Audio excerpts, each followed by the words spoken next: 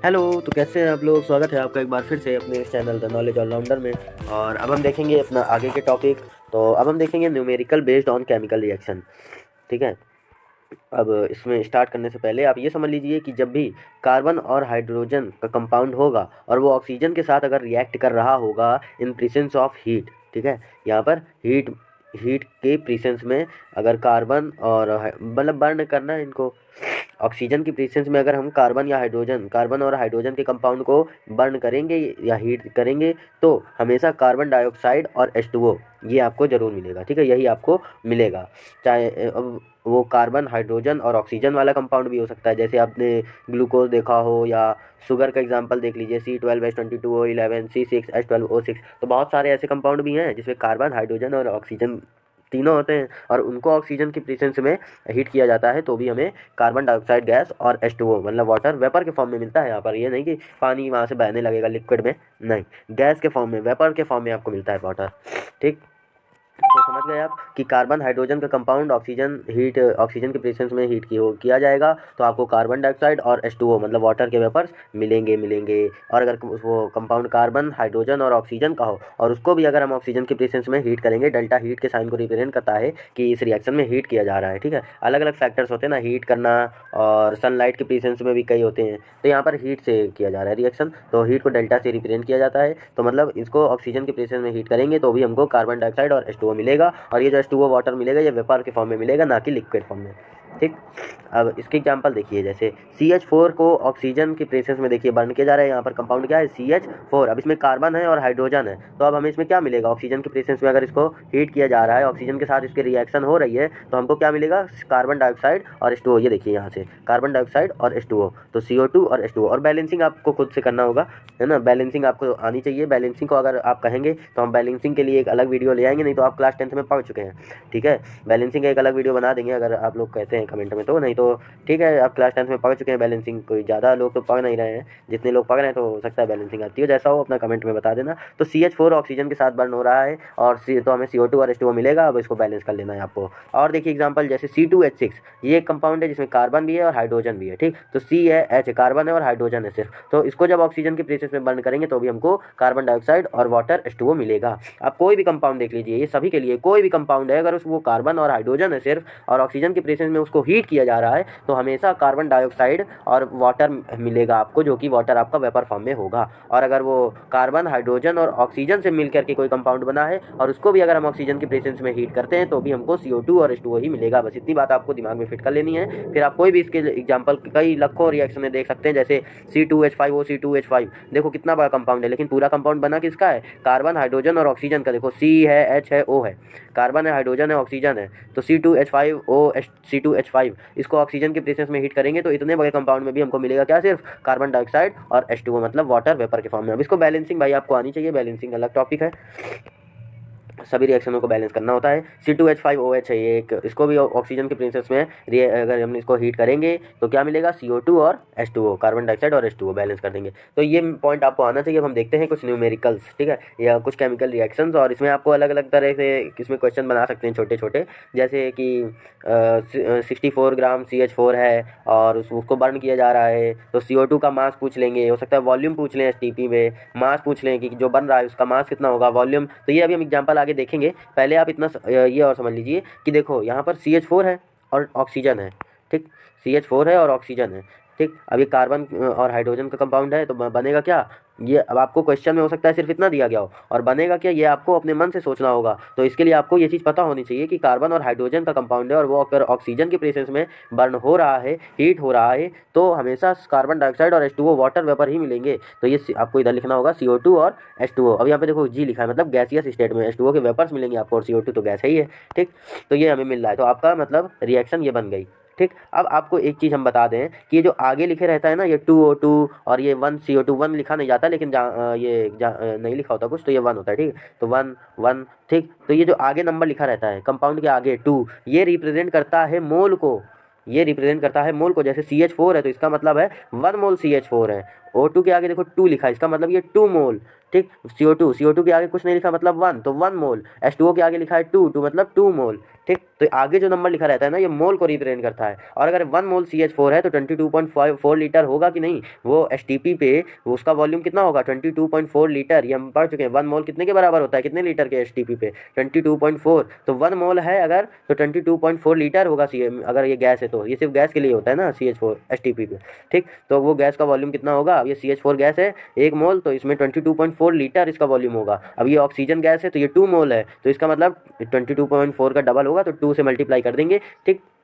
इसी तरह CO2 gas है 1 मोल है, मतलब 22.4 लीटर। तो वॉल्यूम आप यहाँ से डायरेक्ट निकाल सकते हैं, उसका वॉल्यूम आप डायरेक्ट निकाल सकते हैं। अब ये 16 ग्राम, 64 ग्राम, 44 ग्राम, 36 ग्राम, तो मास भी आप इसका निकाल सकते हैं। देखो CH4 है तो CH4 में क्या है, कार्बन का एक कार्बन है, कार्बन का मास 12 प्लस H के 4 हैं, और H का एक हाइड्रोजन का मास कितना होता है 1, और है कितने 4, तो 1 मल्टीप्लाई बाई 4, मतलब कार्बन के एक एटम का मास 12 होता है, और H के 4 एटम है तो उनका मास 1 होता है, तो 1 मल्टीप्लाई बाई 4। अब इसको आप जब सॉल्व करोगे तो टोटल मास कितना आ जाएगा, इसका CH4 का टोटल मास आ जाएगा 16 ग्राम। सॉल्व करके देखिएगा, ठीक। ऑक्सीजन देखो, अब ऑक्सीजन के एक इसका कितना होता है, एक एटम का मास कितना होता है, ऑक्सीजन का एटॉमिक मास कितना होता है 16, ठीक है। ये एटॉमिक मास आपको याद होना चाहिए, ठीक। तो ऑक्सीजन का एटॉमिक मास है 16, ठीक। अब यहाँ पर एक चीज़ देखो कि O2 है, यहाँ पर ऑक्सीजन सिंगल तो है नहीं, तो पहले O2 कर लो इसको। तो 16 एक इसका होता है, तो 2 इसका कितना हो गया, मल्टीप्लाई बाई 2 कर दो, ठीक। तो ये कितना हो जाएगा 32, ठीक 32। अब देखो ये आगे भी तो 2 लिखा हुआ है O2, और आगे भी तो 2 लिखा हुआ है, तो ये कितना हो जाएगा इसमें 32, और मल्टीप्लाई बाई, और किसका मल्टीप्लाई करेंगे एक बार 2 का, तो इसका टोटल मॉलिक्यूलर मास कितना आ जाएगा 64 ग्राम। चाहे सॉल्व करके देखना इसको, 2 मल्टीप्लाई बाई 16 मल्टीप्लाई बाई 2, है ना। तो इसको सॉल्व करिएगा, ठीक। अब इधर देखो CO2 कार्बन के एक इसका मास कितना 12, और ऑक्सीजन के 2 इसका मास और ऐड कर दो इसमें, तो ऑक्सीजन के एक एटम का मास कितना होता है 16, और ऑक्सीजन के हैं कितने, तो 2 हैं, O2 लिखा है ना यहाँ पर, तो 2 हैं, तो 12, अब 12 प्लस 16 मल्टीप्लाई बाई 2, इसको सॉल्व करोगे तो आएगा कितना 44 ग्राम, ठीक। तो इसका मॉलिक्यूलर मास, आपको रिएक्शन दी जाए तो आपको इतनी जानकारी लिख लेनी है, तो फिर वो जो भी क्वेश्चन बनेगा तो उसके सारे आंसर हम लोग लिख लेंगे। क्या क्या उसका निकाल के लिख लेना है, कोई भी रिएक्शन दी जाएगी तो हमें उसका मोल लिख लेना है। आगे जो नंबर लिखा होता है ये मोल रिप्रेजेंट करता है, ठीक। तो उसका मोल लिख लेंगे। STP पे उसका वॉल्यूम अगर निकालने को क्वेश्चन आएगा, अब मान लो यहाँ पे CO2 का वॉल्यूम पूछ ले तो 22.4 लीटर है ना, तो वो क्वेश्चन में जो दिया जाएगा उसके हिसाब से अलग निकलेगा, ठीक। क्वेश्चन के हिसाब से अलग निकलेगा, लेकिन आपको इतनी इन्फॉर्मेशन सभी की निकाल के रख लेनी है। अभी क्वेश्चन करेंगे तो और अच्छे से हम लोग को समझ में आ जाएगा, ठीक। अब यहाँ पे एक और एग्जांपल दिया गया है, जैसे CaCO3, और अब देखो CaCO3 है, अभी इससे बनेगा क्या CaO और CO2 बनेगा। तो ये जो आगे नंबर लिखा रहता है देखो, ये मोल को रिप्रेजेंट करता है। अब CaCO3 के आगे कुछ नहीं लिखा मतलब 1 है, CaO के आगे कुछ नहीं लिखा मतलब 1 है, CO2 के आगे कुछ नहीं लिखा मतलब 1 है, तो मतलब 1 मोल CaCO3 है, 1 मोल ये CaO है, और 1 मोल CO2 है, ठीक। अब एक चीज़ देखो, ये CO3 ये क्या है, सॉलिड है, और STP पे वॉल्यूम 22.4 लीटर 1 मोल का किसका होता है, सिर्फ गैस के लिए वो चीज़ें लागू होती है। हमने आपसे कहा था वहाँ पर पीछे, आप जब थोड़ा पीछे जाएंगे वीडियो, इसके पहले वाला पार्ट देखेंगे तो उसमें आप ध्यान दीजिएगा, STP पे गैस का होता है वॉल्यूम 22.4 लीटर, 1 मोल गैस का वॉल्यूम होता है 22.4 लीटर, 1 मोल ना सॉलिड ना लिक्विड, तो 1 मोल गैस के लिए वो सिर्फ बात थी 22.4 लीटर अगर वो STP पे, तो लेकिन सॉलिड के लिए नहीं है चीज़ें लागू है, तो इसका वॉल्यूम ना, सॉलिड का वॉल्यूम नहीं निकलेगा इससे, ठीक। इसमें नहीं बता सकते हम लोग वॉल्यूम, ठीक। तो CaO भी सॉलिड है, इसका भी वॉल्यूम नहीं बता सकते। अब ये CO2 गैस है तो इसके लिए कह सकते हैं कि हाँ 1 मोल CO2 के लिए STP पे 22.4 लीटर होगा। अब इसका मॉलिक्यूलर मास निकाल के यहाँ पर लिखा हुआ है, तो इतनी इन्फॉर्मेशन आपको लिख लेनी है, ठीक। तो ये इस क्वेश्चन का भी कुछ मतलब था, तो वो आप समझ चुके होंगे कि सॉलिड और लिक्विड के लिए STP पे वॉल्यूम वो नहीं रहता, सभी के लिए 1 मोल का, ये थोड़ी है कि कहीं पे भी 1 मोल लिखा है तो इतना ही वॉल्यूम होगा 22.4 लीटर।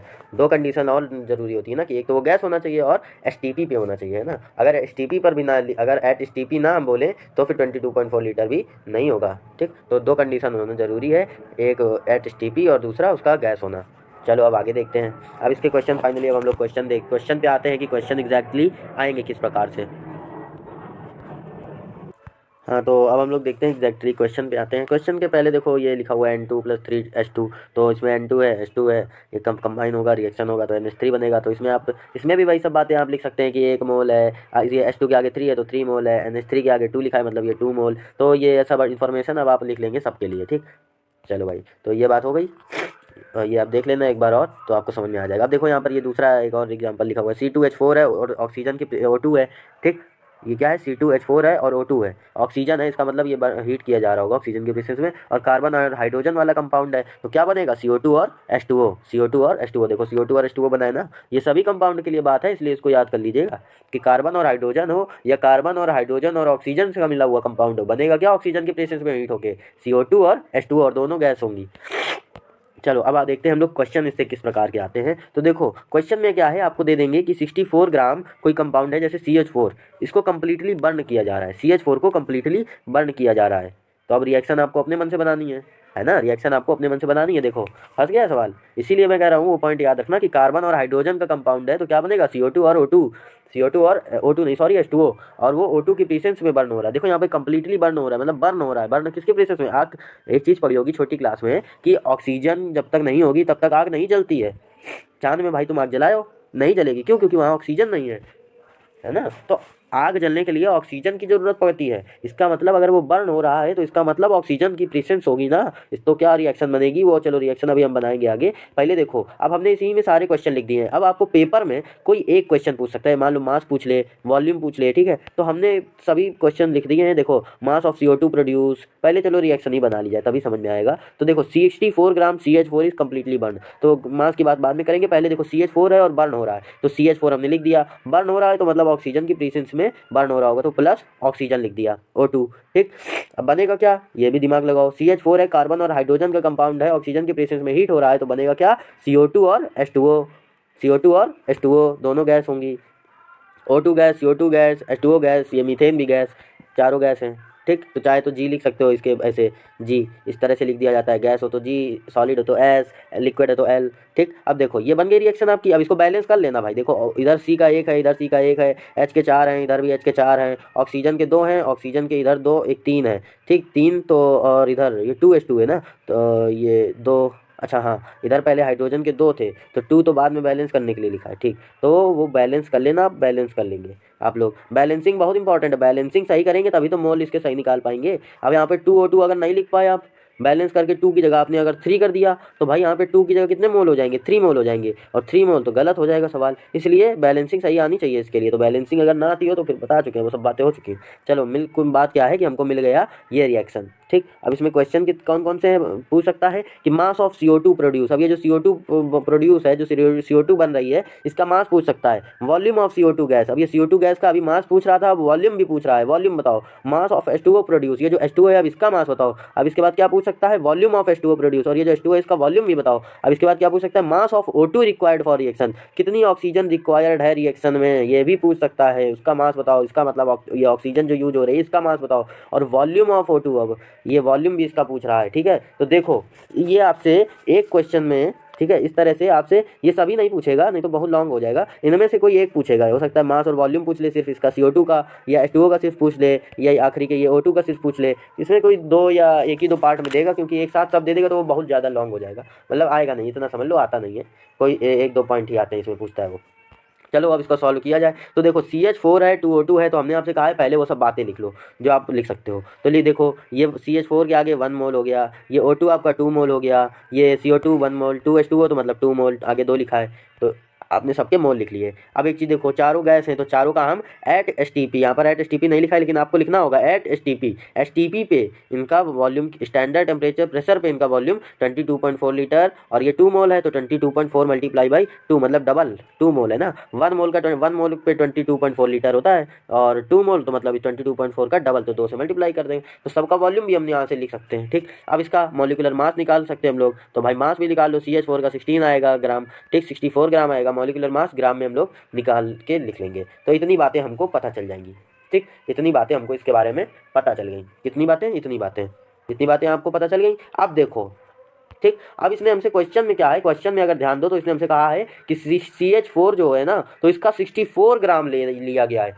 कितना लिया गया है, 64 ग्राम लिया गया है, CH4 का 64 ग्राम लिया गया है। हमने तो भाई इसका मॉलिक्यूलर मास देखो 16 ग्राम है, लेकिन ये क्वेश्चन में क्या कह रहा है कि 64 ग्राम लिया गया है CH4, ठीक। तो 64 ग्राम CH4 लिया गया है, तो 64 ग्राम CH4 के लिए हम लोग मोल अलग से निकालेंगे, ठीक, अलग से क्या एक का निकाल लेंगे। अब देखो ये सब बातें लिखी जो है हमने, तो ये सब फालतू में नहीं लिखी हैं। अब इसमें से अगर आपको किसी एक चीज़ का पता चल जाएगा तो आप बाकी के सबका निकाल सकते हो। जैसे अब ये CH4 है तो इसका देखो एक का हमें सिर्फ मास बताया गया कि CH4 कितना लिया गया है, 64 ग्राम, 64 ग्राम CH4 लिया गया है। तो 64 ग्राम CH4 के लिए अब देखो सबका मोल अब आपको बार बार नहीं निकालना पड़ेगा, सबका मास और जो भी पूछा गया हम सब निकाल लेंगे सिर्फ एक चीज़ से, ठीक। तो चलो पहले तो देखो कि CH4 जो है तो उसके लिए मोल कितना हो जाएगा। अब देखो 1 मोल तो 16 ग्राम के लिए था, ठीक, तो नंबर ऑफ मोल्स लगा दो फार्मूला, तो नंबर ऑफ मोल बराबर क्या होता है, given mass upon molecular mass. तो गिवन मास कितना है क्वेश्चन में 64 ग्राम, और इसका मॉलिक्यूलर मास कितना निकाला है आपने 16 ग्राम। तो 16 से 64 को सॉल्व करोगे तो 4 मोल आएगा। ठीक, तो मोल आपने निकाल लिए, कितने मोल आए 4 मोल। तो फॉर 64 ग्राम CH4, अब 64 ग्राम CH4 के लिए सब चीज़ें लिखो। ठीक, तो 4 मोल आ गया। अब देखो, अब बार बार सबके लिए फार्मूला थोड़ी लगाना है ना भाई, फार्मूला आप सबके लिए बार बार थोड़ी लगाएंगे। तो 64 ग्राम CH4 था, तो इसमें फिर अगर 64 ग्राम CH4 है तो कितने मोल आ गए 4 मोल। अब देखो, एक मोल कितने के लिए था 16 ग्राम के लिए, 16 ग्राम के लिए एक मोल, 64 ग्राम में 4 मोल। अब देखो इसी तरह ऑक्सीजन 64, अब ऑक्सीजन का मोल कितना हो जाएगा यहाँ पर, ऑक्सीजन का मोल देखो 1 मोल था ये, अब यहाँ पे 4 मोल है, तो यहाँ पे 2 मोल था, तो यहाँ पे 8 मोल हो जाएगा। इसका डबल यूज हो रहा है ना, तो डबल है इसका। देखो 1 मोल CH4 था, अब इधर 2 मोल था, O2 आपका 2 मोल था। तो इसी तरह अब ये 64 ग्राम अगर CH4 लिया गया है तो 4 मोल है ये CH4, तो आपका ये तो डबल है ना, 2 मोल है यहाँ पर, तो ये कितना हो जाएगा 8 मोल। इसी तरह CO2 1 मोल था, मतलब कितना हो जाएगा 4 मोल। मतलब अब 4 से नीचे नहीं जाना आपको। ठीक, 4 के ही रिस्पेक्ट में आपको सबका लिख देना है। अगर यहाँ पे 2 मोल लिखा है, ठीक, यहाँ पे 2 मोल लिखा है, तो मतलब 4 था 1 मोल, तो 2 मोल में कितना है, इसका डबल लिख देंगे 8 मोल। अब अगर यहाँ पे मान लो 3 लिखा होता, यहाँ पे 2 ना लिखा होता 3 लिखा होता, मान लो अभी लिखा नहीं है, तो क्या कर देते इसका हम लोग 12 मोल लिखते हैं। ठीक, इस तरह से एक का मास दिया जाएगा और उसी से हम लोग को नंबर ऑफ मोल निकाल लेना है। तो आ गया 4 मोल, और इसी के रेस्पेक्ट में सबका मोल लिख देंगे, तो 8 मोल, 4 मोल और 8 मोल। ठीक, अब यहाँ पे 3 होता तो 3 तो 12 मोल हो जाता, 4 होता तो 16 मोल लिख दिया जाता। चलो, तो सबके मोल्स भी आ गए, सबके मोल आ गए। अब क्वेश्चन देखो क्या है, पहला क्वेश्चन है आपका मास ऑफ CO2 प्रोड्यूस। देखो CO2 का मास कितना होएगा, तो 4 मोल आपने निकाल लिया है। CO2 का कितना निकाला है 4 मोल है CO2, CO2 कितना है 4 मोल। चलो, तो अब इसमें फॉर्मूला देखो, फॉर्मूला लगा दो, नंबर ऑफ मोल्स, यही तो फॉर्मूला था, number of moles equal to given mass. तो गिवन मास कितना है आपको, गिवन मास निकालना है ना, मास ऑफ CO2 प्रोड्यूस, तो गिवन मास निकालना है। चलो, गिवन मास तो निकालना है। मॉलिक्यूलर मास इसका कितना है, मॉलिक्यूलर मास चलो लिख दो, तो मॉलिक्यूलर मास इसका कितना है 44। अब देखो मॉलिक्यूलर मास में आप 44 लिखेंगे, तो 44। अब इधर नंबर ऑफ मोल्स आपको पता है 4 मोल्स, हमने 4 ही तो निकाला है भाई, साफ कर दो थोड़ा। देखो ये 4 मोल तो ही निकाला है, तो 4 नंबर ऑफ मोल बराबर गिवन मास निकालना है अपॉन दिया कितना गया है 44 ग्राम, इसका हमने निकाला है मॉलिक्यूलर मास, तो 44 और है 4 मोल, तो आपको निकालना है गिवन मास। तो गिवन मास आएगा 44 मल्टीप्लाई बाई 4। अब इसको जब सॉल्व करोगे तो आएगा आपका कितना, ये आएगा आपका ऑलमोस्ट 1, ये देखो ये सॉल्व है, नीचे सॉल्व है, ये देखो कितना आ गया 176 ग्राम, 176 ग्राम। अब पहला क्वेश्चन सॉल्व हो गया। अब दूसरा देखो, दूसरे में क्या पूछा है, वॉल्यूम ऑफ CO2, CO2 का वॉल्यूम बताओ। तो एक चीज़ बताओ कि 22.4 लीटर था 1 मोल में, अब कितना मोल है 4 मोल है, तो इसका वॉल्यूम कितना होगा 22 मल्टीप्लाई बाई 4 कर दो, सीधे सीधे 22.4 मल्टीप्लाई बाई 4 कर दो। इसको जब सॉल्व करोगे ये देखो तो कितना आएगा, ये 22.4 मल्टीप्लाई बाई 4 लीटर, तो आपका CO2 का वॉल्यूम आ जाएगा। इसको सॉल्व करके निकाल लेना है। ठीक, अब इसके बाद देखो H2O, तीसरे में क्या पूछा है कि H2O का मास बताओ, किसका मास बताओ H2O का। हम सबका निकालेंगे तो H2O का मास निकालो, तो H2O के कितने मोल है भाई 8 मोल हैं, और गिवन मास हमें निकालना है, तो गिवन मास इधर रखो और नीचे इसका मॉलिक्यूलर मास। हाँ, अब एक चीज़ ये देखना कि यहाँ पर ये 2H2O मतलब जो 2 मोल के हिसाब से हमने निकाला है इसका ये 36 ग्राम, लेकिन H2O का जो मॉलिक्यूलर मास होता है वो अलग से निकाल लो। कितना, H के 2 हैं, ऑक्सीजन का 1 है, तो ये आएगा आपका 18 ग्राम, ये आपका कितना आएगा 18 आएगा। ठीक, तो इसका मॉलिक्यूलर मास 18 होगा। ठीक, ये 36 तो 2 मोल के लिए है, 2 मोल के लिए एक वो डबल 18 का डबल है ना, ये 1 मोल के लिए तो इसका 18 ग्राम होता है। ठीक, अब चलो हाँ हम निकाल लेते इसका H2O का मास, तो कितना मोल है यहाँ पर, गिवन मोल तो आपको दिए गए हैं, 8 मोल दिया गया है H2O का। देखो H2O का 8 मोल है। अब इधर गिवन मास निकालना है आपको। हाँ, तो गिवन मास हमको निकालना है और इसका मॉलिक्यूलर मास कितना है H2O का 18। अब 18 मल्टीप्लाई बाई 8 कर देंगे तो आपका गिवन मास आ जाएगा। ठीक, तो समझ में आया, सब कुछ मोल पे डिपेंड करता है, ये बस आपको मोल निकाल लेना है, फिर सब कुछ आ जाएगा आपका। अब इसी का वॉल्यूम पूछा होगा, H2O का वॉल्यूम पूछा होगा, तो H2O का वॉल्यूम भाई कैसे निकालेंगे, तो एक चीज़ यही कर देना है, 8 मोल हैं, 1 मोल में 22.4 लीटर है क्योंकि ये गैस है। ठीक, एट STP पे 22.4 लीटर है। अब 8 मोल हैं तो 22.4 मल्टीप्लाई बाई 8 कर देंगे, 22.4 मल्टीप्लाई बाई 8 कर देंगे तो STP पे इसका भी वॉल्यूम आ जाएगा। अब हमसे पूछा होगा इसका मास O2 का। ठीक, अब हमसे किसका मास पूछा होगा, हाँ O2 का मास पूछा है, तो O2 का मास निकाल लो भाई। तो O2 के मोल कितने निकाले हमने 8 मोल। ठीक, O2 का हमने निकाला 8 मोल। ठीक, तो बस सीधे सीधे ऑक्सीजन का जो आपका 8 मोल दिया गया है, तो फॉर्मूला आपको याद ही है, number of mole is equal to जो गिवन मास निकालना है आपको, और नीचे इसका ऑक्सीजन का जो भी आपका मोलर मास हो मोलर मास रख देना। तो नंबर ऑफ मोल्स आपको दिया गया है, कितना दिया गया है 8, तो नंबर ऑफ मोल्स की जगह 8 रख देना है, गिवन मास आपको निकालना है, और ऑक्सीजन का वो मास निकाल लेना, उसका मोलर मास, और वो रख देंगे जैसे ही आप तो निकाला होगा ऑक्सीजन का, उसका मल्टीप्लाई कर देंगे 8 से, तो आपका आ जाएगा गिवन मास, जो भी आपका गिवन मास होगा। और रही बात इसकी वॉल्यूम की, तो वॉल्यूम में कुछ करना ही नहीं है।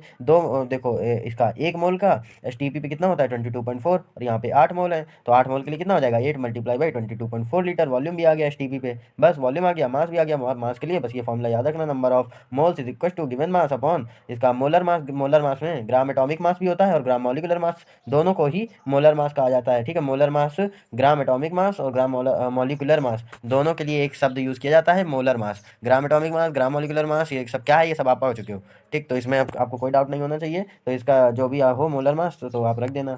ठीक, तो आपका मास आ जाएगा। तो अब हम लोग देखते हैं एक और क्वेश्चन। तो इसमें क्या है कि N2 नाइट्रोजन जो है, तो नाइट्रोजन और हाइड्रोजन कंबाइन हो रहे हैं और आपका बन रहा है NH3 कंपाउंड। अब इसको बैलेंस कर लेंगे आप लोग जो भी है। ठीक है, तो क्वेश्चन में आपको रिएक्शन भी दे सकते हैं और लैंग्वेज में भी लिख सकते हैं, कुछ भी करें। ठीक, अब इसमें आपको निकालना क्या है, find the mass of H2 required and NH3 produce, मतलब H2 जो चाहिए इसका मास निकालना है और NH3 का मास निकालना है। ठीक, और 14 ग्राम आपका दिया गया है N2 गैस का मास। ठीक, तो N2 का मास दिया गया है क्वेश्चन में 14 ग्राम, और तो फिर इसका और इसका मास आपको निकालना है अगर N2 14 ग्राम है तो पहले जनरल जो हमको लिखना होता है रिएक्शन को देख के वो लिख लेते हैं। तो ये रिएक्शन है, तो इससे देख के आप क्या क्या समझ रहे हो वो लिख लो पहले। तो N2 के आगे 1 है मतलब 1 मोल, H2 के आगे 3 है मतलब 3 मोल, NH3 के आगे 2 है मतलब 2 मोल। अब इसका वॉल्यूम भी लिख सकते हो आप, तो इसका वॉल्यूम कितना हो गया एसटीपी पे 21 मोल है तो 22.4, अब 3 मोल है तो 3 मल्टीप्लाई बाई 22.4, 2 मोल है तो 2 मल्टीप्लाई बाई 22.4। अब इसका मॉलिकुलर मास लिख सकते हो आप। तो इतनी बातें आप यहीं से देख के पता कर सकते हो। अब आपको क्वेश्चन में क्या दिया गया है आप उस पर आया जाए। ठीक, चलो, तो N2 है, N2 का मोल निकालना है पहले तो आपको। तो N2 के मोल निकालने के लिए पहले आप ये देखो कि इसका N2 का क्वेश्चन में कितना मास दिया गया है, गिवन मास यहाँ पे कितना दिया है, गिवन मास आपको दिया गया है कितना 14 ग्राम। हाँ ये देखो ये साइड में लिखा हुआ है थोड़ा छुपा सा, तो 14 ग्राम आपका है। फॉर्मूला आप जानते हो, number of moles is equal to given mass upon molar mass होता है। नंबर ऑफ मोल्स हमको निकालना है इसके लिए, क्योंकि हमें देखो N2 का तो हमको मास दिया गया, तो इसका गिवन मास थोड़ी निकालना होगा।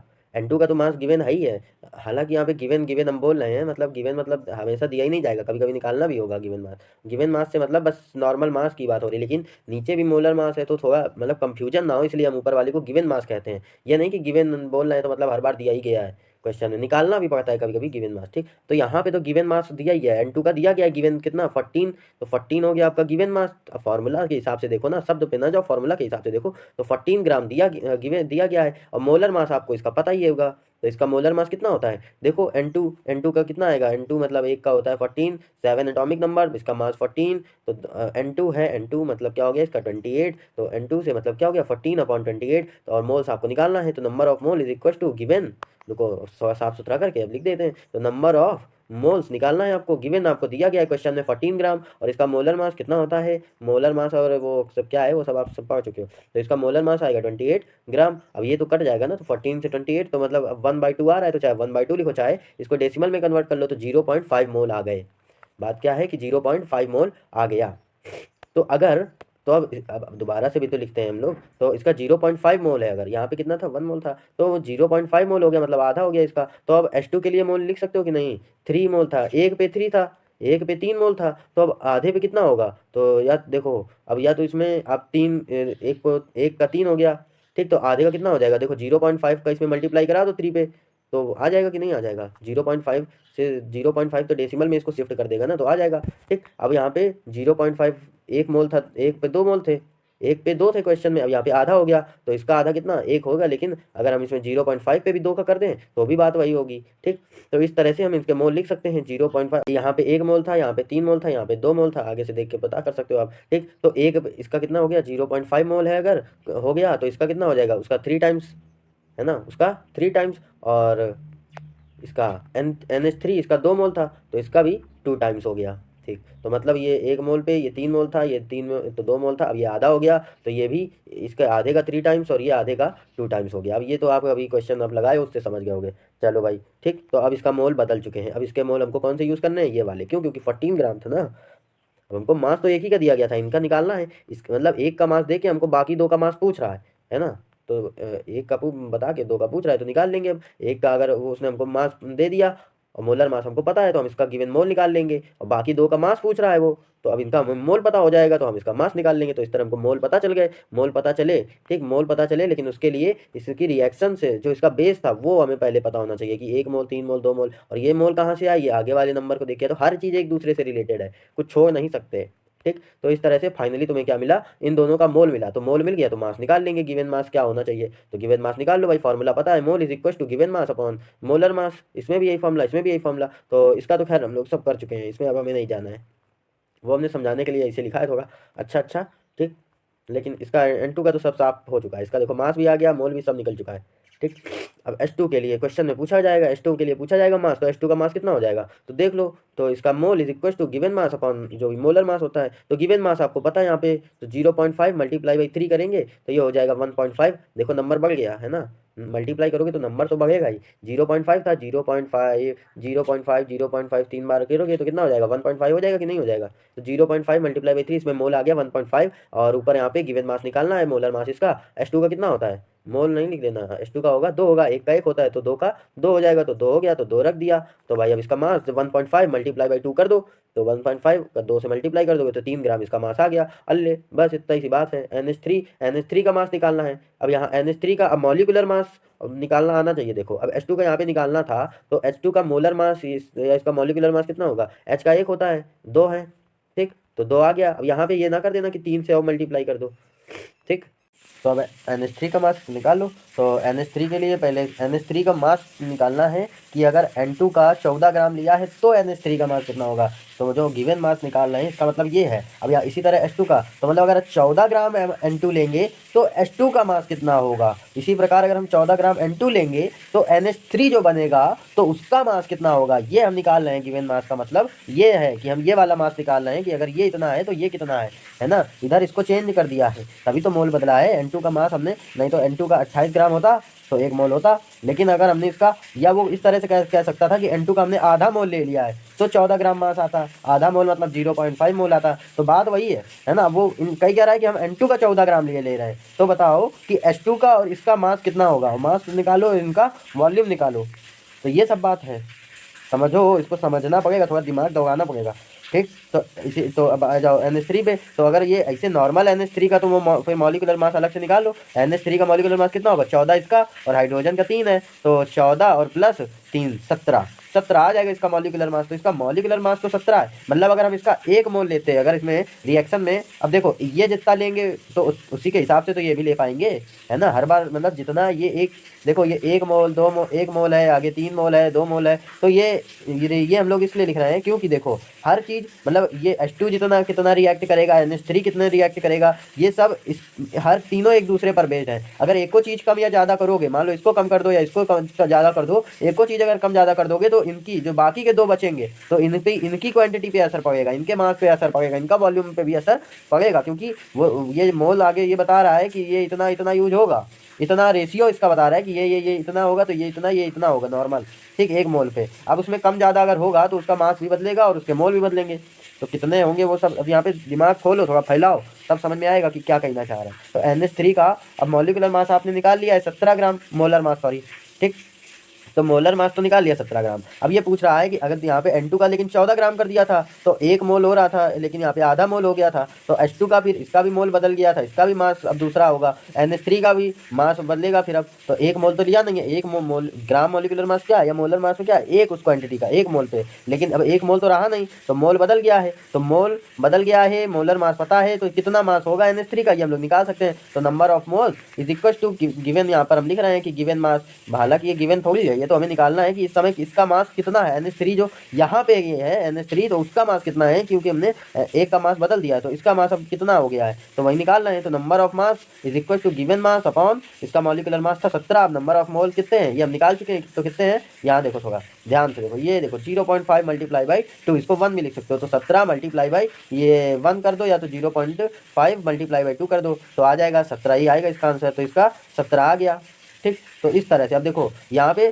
17 ग्राम मतलब इसका 17 ही यूज हो रहा है। अब देखो एक चीज़ देखो, ठीक, यहाँ पे मोल कितना हो गया, 1 मोल हो गया, अब यहाँ पे देखो, यहाँ पे असल जो रिएक्शन होती है तो उसमें अगर 1 मोल लिया जाएगा तो 3 मोल होगा, ये 2 मोल होगा। ठीक, अब यहाँ पे देखो आधा मोल लिया गया है, आधा मोल अगर N2 लिया गया है तो फिर देखो यहाँ पे सीधे सीधे देखो, ये 2 मोल होना चाहिए, आगे 2 ही तो लिखा है, लेकिन इसका आधा हो गया, 1 मोल हो गया। ये देखो मोल अभी हमने निकाला, वो 1 मोल रखा था ना यहाँ पे हमने, 1 मोल, ये देखो 0.5 मल्टीप्लाई बाई 2 कर दो, 1 मोल आएगा। यहाँ पे 1 मोल रखा था ना नंबर ऑफ मोल्स की जगह, तो मोल हमने कितना निकाला, 1। तो आधा हो गया कि नहीं इसका, है ना। तो देखो समझ रहे हो बात को ढंग से कि एक चीज़ का देखो इसका फिक्स वो है कि इतना अगर ये मोल होगा तो ये इतना मोल होगा, ये इतना मोल होगा, तो ये आपको पहले लिख लेना है। पहले आपको यही लिख लेना है कि ये इतना होगा तो ये कितना होगा, तो ये कितना होगा रिएक्शन में। फिर वो क्वेश्चन पे जाओ कि वो किसी एक चीज़ का मास कम या ज़्यादा कर देगा, है, किसी एक चीज़ का मास वो कम या ज़्यादा कर देगा।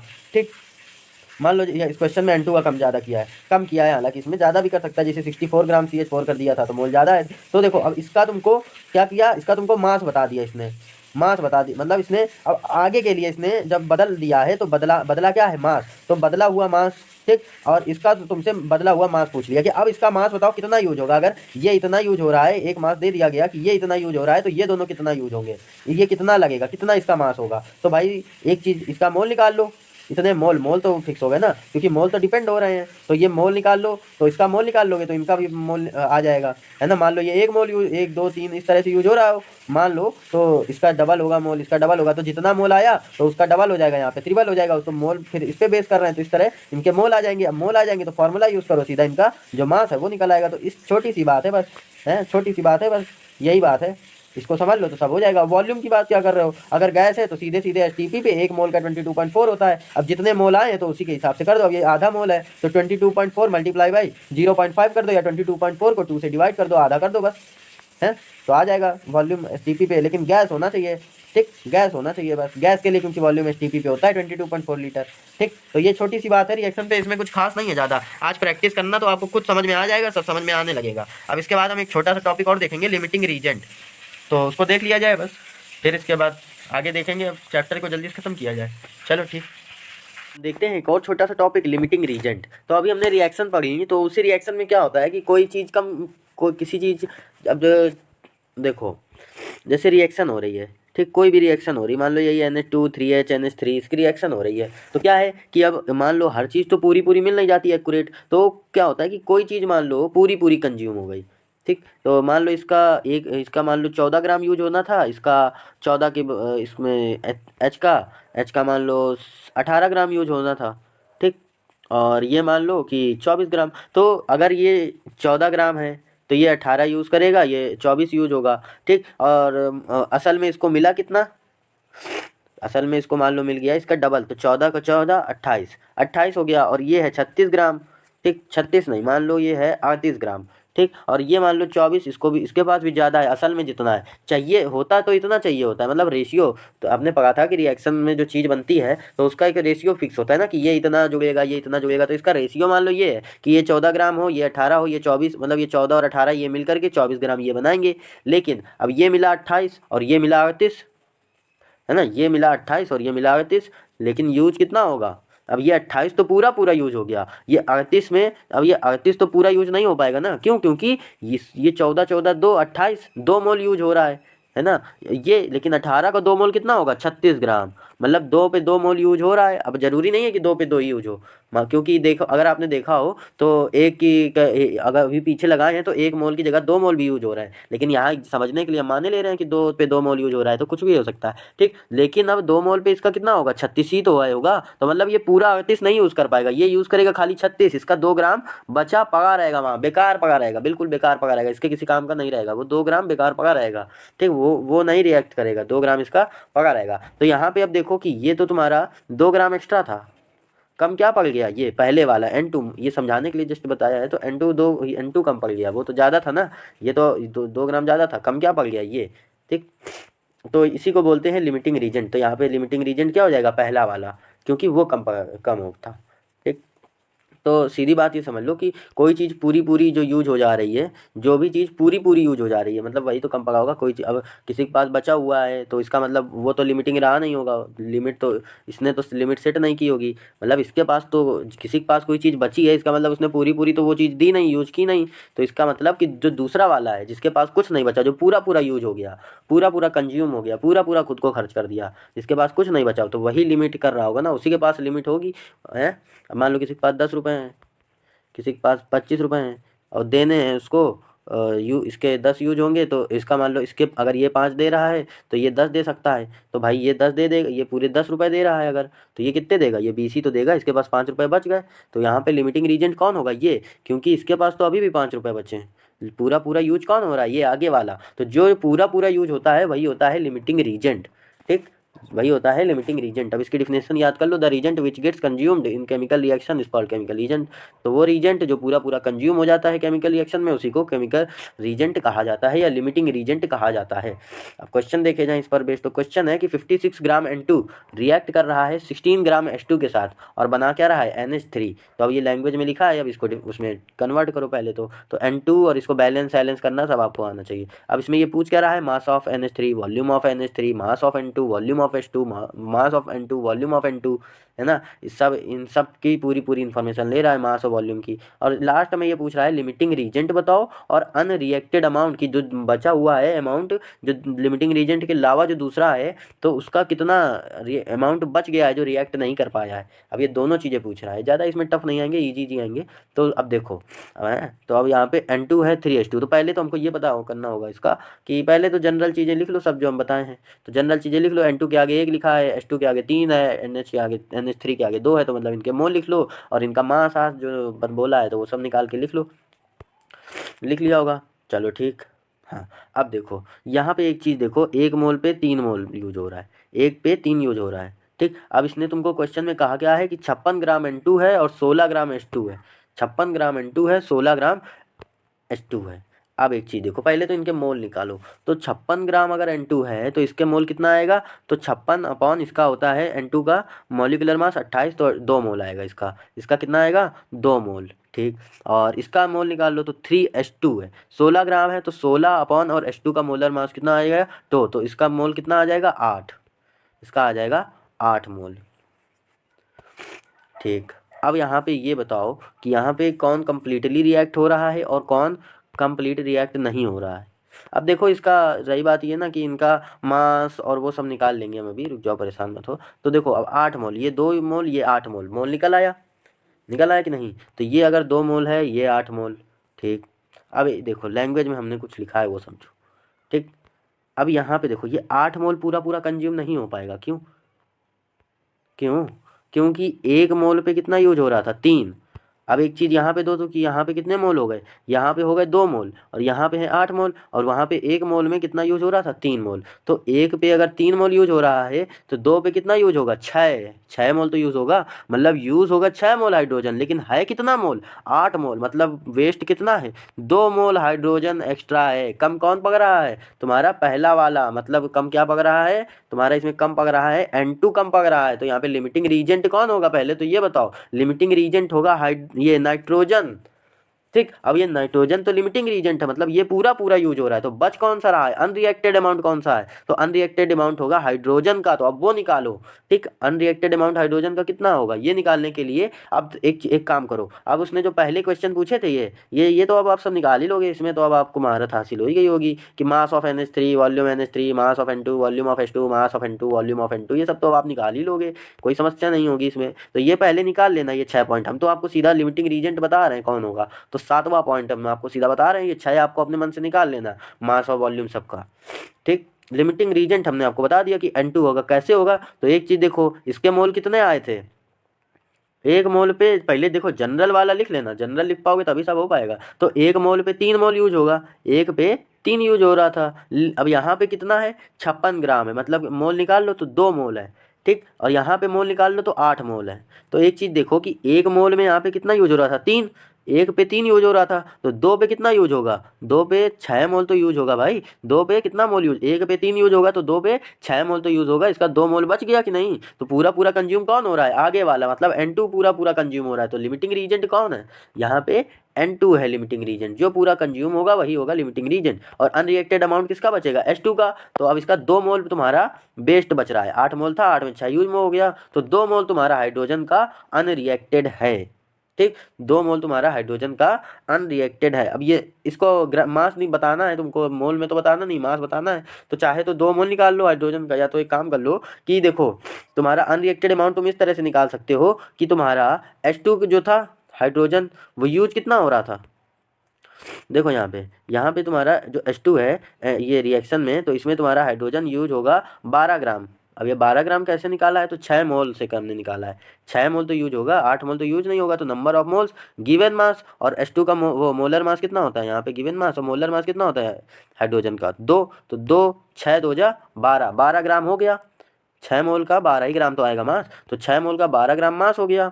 ठीक, जो यूज हो रहा है यहाँ पे। और टोटल इसने क्वेश्चन में कितना दिया था, 16 ग्राम। तो देखो 16 ग्राम इसने क्वेश्चन में दिया था कि 16 ग्राम है हाइड्रोजन, लेकिन यूज कितना होगा, तो वो होगा 12 ग्राम। तो 16 ग्राम में अगर तुम 12 ग्राम घटा दोगे, 16 ग्राम में 12 ग्राम यूज हो गया, तो बचा हुआ आ जाएगा कि नहीं, 4 ग्राम आ जाएगा बचा हुआ। या तो डायरेक्टली तुम निकाल सकते थे, किस तरह से कि देखो भाई नंबर ऑफ मोल कितने, 2 मोल बच रहे थे, और गिवन मास तुमको चाहिए, मास सीधा निकाल सकते हो अगर नंबर ऑफ मोल और मोलर मास पता है। तो मोलर मास कितना, 2 हो गया है, तो 2 और 2 2 4 ग्राम, 4 ग्राम आ गया कि नहीं गिवन मास। जो भी तुमको मास चाहिए वो तुम निकाल लोगे सब, बस ये फॉर्मूला तुमको पता होना चाहिए। तो आ गया 4 ग्राम, तो 4 ग्राम बचेगा, चाहे दिमाग लगा के निकालो चाहे फॉर्मूला लगा के निकालो।